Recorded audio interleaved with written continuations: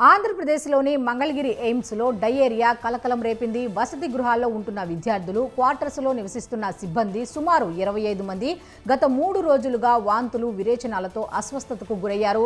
కొందరు జ్వరంతోనూ ఇబ్బంది పడుతుండగా బాధితులకు ఎయిమ్స్లోనే ప్రత్యేకంగా చికిత్స అందిస్తున్నారు. ప్రస్తుతం 10 మంది వరకు వైద్యుల పర్యవేక్షణలో ఉన్నట్టుగా తెలుస్తోంది.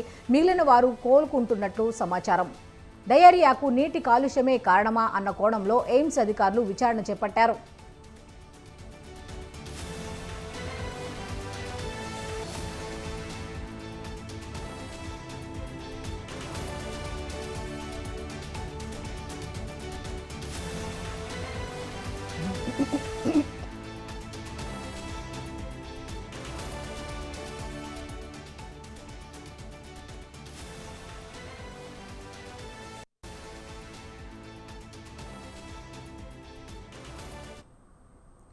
ఇందిరా పార్కును జీహెచ్ఎంసీ కమిషనర్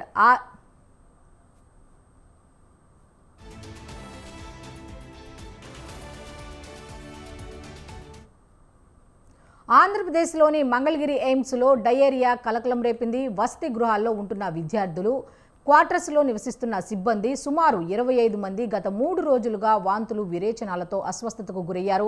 కొందరు జ్వరంతోనూ ఇబ్బంది పడుతుండగా బాధితులకు ఎయిమ్స్లోనే ప్రత్యేకంగా చికిత్స అందిస్తున్నారు.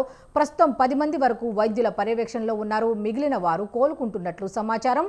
డయేరియాకు నీటి కాలుష్యమే కారణమా అన్న కోణంలో ఎయిమ్స్ అధికారులు విచారణ చేపట్టారు.